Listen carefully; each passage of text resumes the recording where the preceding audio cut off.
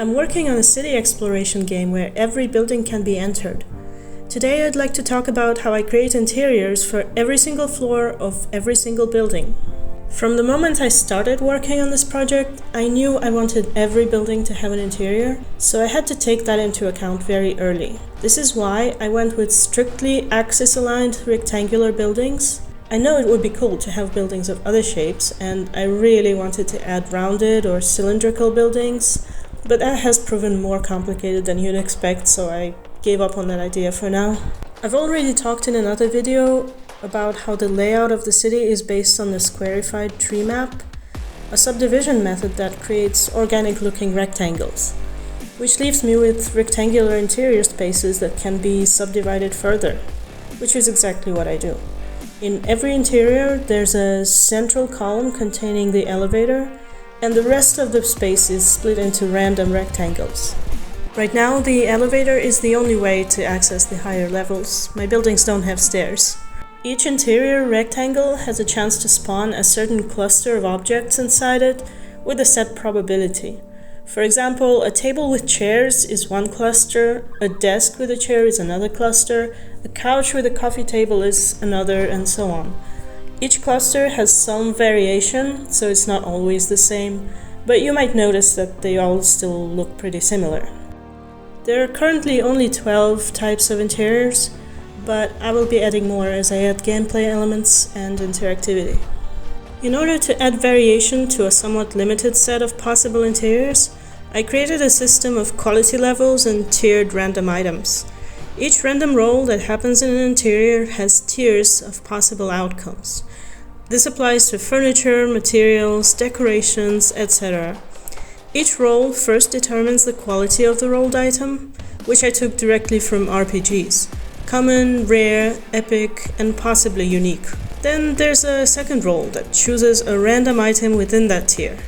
Lower tier items typically look more mundane, while epic items are the ones with unique designs and glowing elements.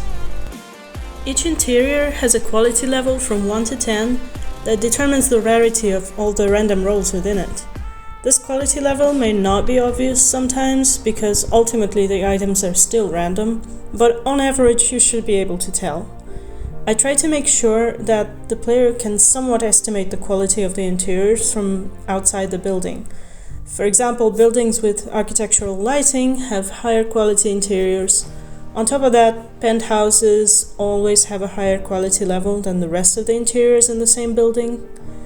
There are other cues, such as interiors with colorful lighting or parties in them, also get a quality level boost.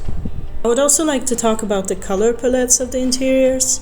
Seems like a basic feature, but it took me a lot of fine-tuning to create interior colors that look realistic, but at the same time not too boring and repetitive. When I just started generating colors, I thought it would be as easy as taking a completely random color and creating a palette based on color theory from it. But when I actually tried that, I noticed that the majority of the interiors spawn in pink and green colors that really made my eyes bleed. I even thought my algorithm was bugged and overused those hues for some reason, but after some digging I realized that there is no bug. The problem is pink and bright green interiors are so rare in reality that they stick out to the eye, making the player feel like there's way too much of those colors. I toned down those particular hues, but the problem remained. Any color that didn't feel natural in an interior would stick out. It was the same with light and billboard colors, so I had to carefully craft a function based on a combination of Gaussian distributed rolls for the colors that center around browns, grays, and sometimes blues. Of course, other colors have a chance to appear as well. The pinks and the greens are still there, but they are really rare. And although my city's interiors are still way more colorful than any real-life city, I am quite happy with how they are distributed now. I gotta mention that there are also unique interiors with colorful lights, which are quite rare and are generated by a separate function. These may not be realistic, but I just love them. I've worked on these interiors for over a year now, so there's a lot more complexity there that I didn't mention in the video, but that about covers the basics. Let me know what else I could add or change to make the interiors more interesting.